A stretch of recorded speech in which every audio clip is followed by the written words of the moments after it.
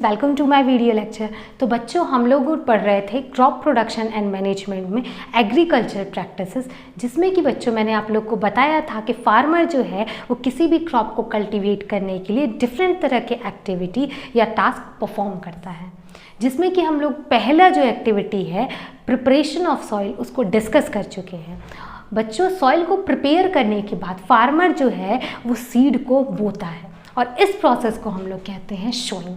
और इस video lecture में हम लोग शोइंग के बारे में डिस्कस करेंगे एंड इसके बाद हम लोग next step adding manure and fertiliser भी इस वीडियो लेक्चर में डिस्कस करेंगे। तो चलिए सबसे पहले समझ लेते हैं शोइंग। बच्चों, सीड के बोने की प्रोसेस को कहते हैं शोइंग। ये बच्चों क्रॉप के कल्टीवेशन में एक बहुत ही इम्पॉर्टेंट स्टेप होता है। और बच्चों, इसके पहले सीड को बोने से पहले ये ज़रूरी है कि सबसे पहले healthy and good quality seed को ही सेलेक्ट किया जाए और उसी को बोया जाए, क्योंकि अगर सीड हेल्दी और गुड क्वालिटी का होगा तो उससे जो क्रॉप का प्रोडक्शन होगा वो भी बहुत अच्छा होगा। सो बच्चों, फार्मर भी सबसे पहले क्या करता है कि healthy and good quality seed को सेलेक्ट करता है ताकि उसे बहुत ज़्यादा यील्ड मिले, हाई यील्ड मिले, ज़्यादा अच्छी उपज मिले। इसके लिए बच्चों मैं अब आपको बताऊंगी कि फार्मर जो है वो किस तरीके से, किस बेसिस पे सीड को सेलेक्ट करता है कि कौन सा सीड जो है वो डैमेज्ड है या फिर कौन सा गुड क्वालिटी का सीड है। बच्चों, अगर आप लोगों ने ध्यान दिया होगा तो जब भी घर में कभी चने की सीड को अगर आपकी मम्मी भिगोती होंगी और अगर आपने नोटिस किया होगा तो उसमें से कुछ सीड जो होता है वो वाटर में फ्लोट करता रहता है, जबकि कुछ सीड जो है वो पानी में डूब जाता है। कभी आपने सोचा है कि ऐसा क्यों होता है कि कुछ सीड जो है वो फ्लोट करते रहते हैं पानी में और कुछ डूब जाते हैं? बच्चों, इसका रीज़न ये है कि जो भी सीड डैमेज्ड होते हैं, जो भी सीड खराब होते हैं, जिनको अंदर से कीड़े खा गए रहते हैं जिन सीड को, वो सीड हल्के हो जाते हैं। सो जब उन्हें पानी में डाला जाता है तो वो ऊपर फ्लोट करने लगते हैं, जबकि गुड क्वालिटी के सीड जो हैं वो नीचे बैठ जाते हैं। और बच्चों, इसी मेथड से, इसी तरीके से फार्मर भी जो है वो गुड क्वालिटी की सीड को सेलेक्ट करता है। After selecting healthy and good quality seed, farmer क्या करता है कि अब सीड को बोना शुरू करता है।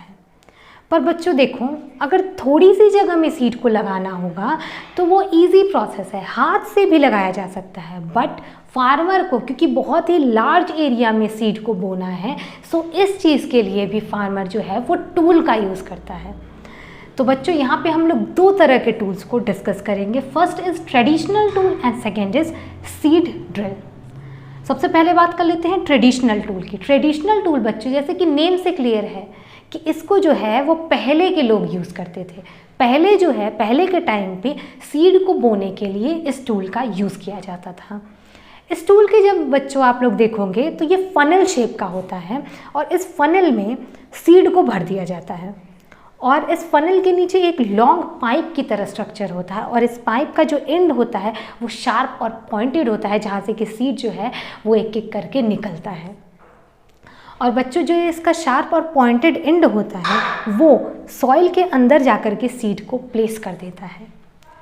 और बच्चों, इस टूल को चलाने के लिए एनिमल्स भी रिक्वायर्ड होते हैं। एनिमल की हेल्प से इस टूल को ऑपरेट किया जाता है। नेक्स्ट टूल है बच्चों सीड ड्रिल।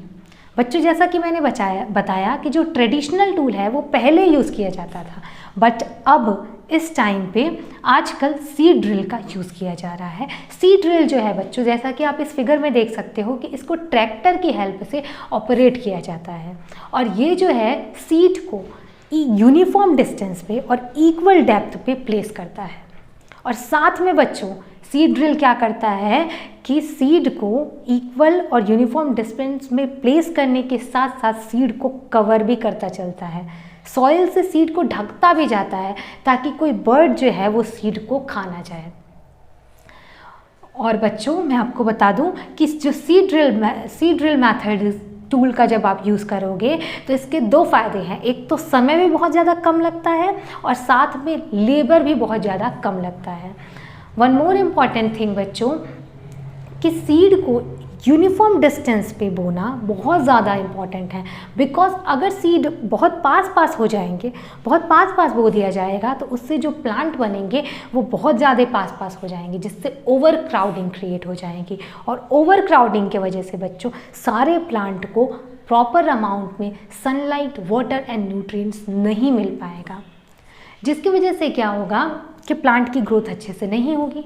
इसके लिए बच्चों इस सिचुएशन में फार्मर क्या करता है कि उसमें से कुछ प्लांट्स को जो है वो रिमूव कर देता है टू प्रिवेंट ओवर क्राउडिंग।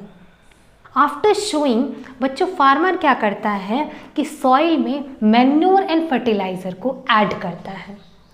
बच्चों अगर मैं बात करूं कि मैन्योर और फर्टिलाइज़र क्या होता है, तो बच्चों ये ऐसे सबस्टेंस होते हैं जिनको कि अगर आप सॉइल में मिक्स कर दो तो प्लांट की ग्रोथ जो है वो बहुत अच्छी हो जाती है। मैन्योर एंड फर्टिलाइज़र्स जो है सबस्टेंस होते हैं which are added to the soil में ऐड कर दिए जाते हैं in the form of nutrients. ये न्यूट्रिएंट्स के फॉर्म में होते हैं for the healthy growth of plants, ताकि प्लांट की ग्रोथ जो है वो हेल्दी हो सके। स्टूडेंट्स, सॉइल के अंदर जो है न्यूट्रिएंट्स प्रेजेंट होते हैं और ये न्यूट्रिएंट्स बच्चों सॉइल क्या करता है, क्रॉप को दे देता है, जिससे कि प्लांट की जो ग्रोथ होती है वो बहुत अच्छी तरीके से होती है। यानी कि बच्चों सॉइल के अंदर जो न्यूट्रिएंट्स हैं वो बहुत ज़्यादा इम्पॉर्टेंट है फॉर दी प्लांट की ग्रोथ के लिए, बहुत ज़्यादा इम्पॉर्टेंट है।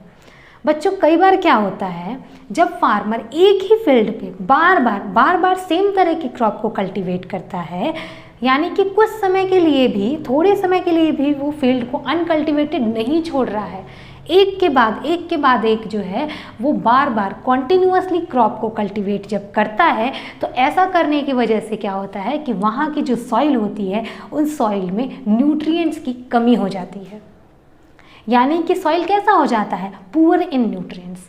अब बच्चों मैंने आपको बताया कि सॉइल में जो न्यूट्रिएंट्स हैं वो बहुत ज़्यादा ज़रूरी है फॉर द प्लांट, ताकि प्लांट की अच्छी तरीके से ग्रोथ हो सके। और क्योंकि यहाँ पे कॉन्टिन्यूअस कल्टीवेशन की वजह से सॉइल में न्यूट्रिएंट्स की कमी हो गई है, तो बच्चों इस कंडीशन में अब प्लांट की ग्रोथ तो अच्छे तरीके से होगी ही नहीं। सो अब फार्मर क्या करता है इस सिचुएशन में, वो इस सॉइल में मैन्योर ऐड करता है। मैन्योर ऐड करने के इस प्रोसेस को कहते हैं हम लोग मैन्योरिंग, और मैन्योर ऐड करने की वजह से सॉइल के जो न्यूट्रिएंट्स हैं वो बढ़ जाता है, जिसकी वजह से जो प्लांट की ग्रोथ है वो भी अच्छे तरीके से होने लगती है। बच्चों जैसा कि मैंने बताया कि सॉइल के अंदर के जो न्यूट्रिएंट्स होते हैं वो प्लांट की ग्रोथ के लिए बहुत ज़्यादा नेसेसरी है, और जब ये न्यूट्रिएंट्स सॉइल में से कम होने लगते हैं तब फार्मर क्या करता है, मैन्योर ऐड करता है या फिर फर्टिलाइज़र ऐड करता है। इन दोनों में से कोई भी अगर वो ऐड करेगा सॉइल में तो प्लांट की ग्रोथ जो है वो फिर से अच्छी होने लगेगी। पर बच्चों दोनों को ही ऐड करने से प्लांट की ग्रोथ अच्छी होती है, पर आप ये मत समझना कि मैन्योर और फर्टिलाइज़र दोनों सेम ही सबस्टेंस हैं। नो, मैन्योर और फर्टिलाइज़र हैं दोनों अलग अलग होते हैं।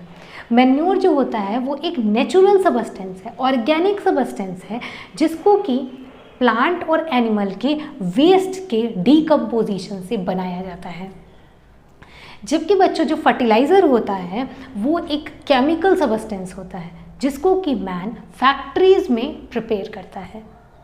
इसके साथ साथ बच्चों मैन्योर जो है वो सॉइल को ह्यूमस प्रोवाइड करता है, जबकि फर्टिलाइज़र ऐसा नहीं करता है। वन मोर इम्पॉर्टेंट थिंग कि जो मैन्योर होता है बच्चों, इसमें कोई पर्टिकुलर न्यूट्रिएंट्स बहुत ज़्यादा नहीं प्रेजेंट होता है, जबकि फर्टिलाइज़र जो है वो न्यूट्रिएंट्स रिच होता है, जैसे कि इसमें नाइट्रोजन, फॉस्फोरस, पोटेशियम जैसे न्यूट्रिएंट्स जो हैं वो बहुत ज़्यादा होते हैं। तो स्टूडेंट्स अभी हम लोगों ने मैन्योर और फर्टिलाइज़र के बारे में पढ़ा है कि इन दोनों का ही यूज़ करके प्लांट की ग्रोथ जो होती है इन दोनों का यूज़ करने से और ज़्यादा अच्छी हो जाती है। पर बच्चों अगर मैं पूछूं कि इन दोनों में से ज़्यादा अच्छा कौन सा है, कौन सा बेस्ट है, तो बच्चों मैन्योर और फर्टिलाइज़र में से जो फर्टिलाइज़र है इसका जब आप यूज़ करोगे तो ये जो है वो ज़्यादा यील्ड देगा क्रॉप का, इससे ज़्यादा उपज होगी क्रॉप की। बट एक प्रॉब्लम है कि फर्टिलाइज़र का अगर आप ज़्यादा यूज़ करोगे, बार बार यूज़ कर रहे हो किसी फील्ड में, तो उस सॉइल की जो फर्टिलिटी है वो धीरे धीरे कम हो जाएगी, सॉइल जो है वो इनफर्टाइल हो जाएगा। सो ये तो अच्छा नहीं है। सो बच्चों, फर्टिलिटी के सॉइल की फर्टिलिटी मेंटेन रह सके, ख़त्म ना हो, इसके लिए ज़रूरी है कि फर्टिलाइज़र की जगह पे मैन्योर का यूज़ किया जाए। क्यों?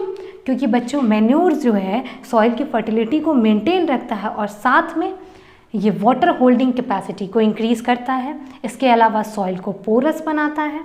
इसके अलावा फ्रेंडली माइक्रोब्स को भी इंक्रीज़ करता है और सॉइल के टेक्सचर को भी एनहांस करता है। सो स्टूडेंट्स, अभी तक हम लोगों ने 2 तरीके पढ़े हैं जिसका यूज़ करके आप सॉइल के न्यूट्रिएंट्स को रिप्लेनिश कर सकते हो।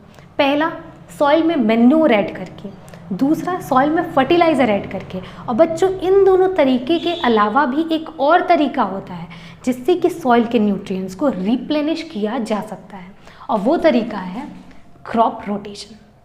बच्चों, इस तरीके में क्या करते हैं कि अलग अलग तरह के क्रॉप को अल्टरनेटली ग्रो किया जाता है।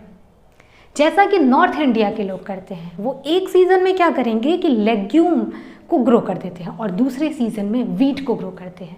ऐसा करने की वजह से क्या होता है कि जो सॉइल होता है वो ऑटोमेटिकली उसके न्यूट्रिएंट्स रिप्लेनिश होते रहते हैं।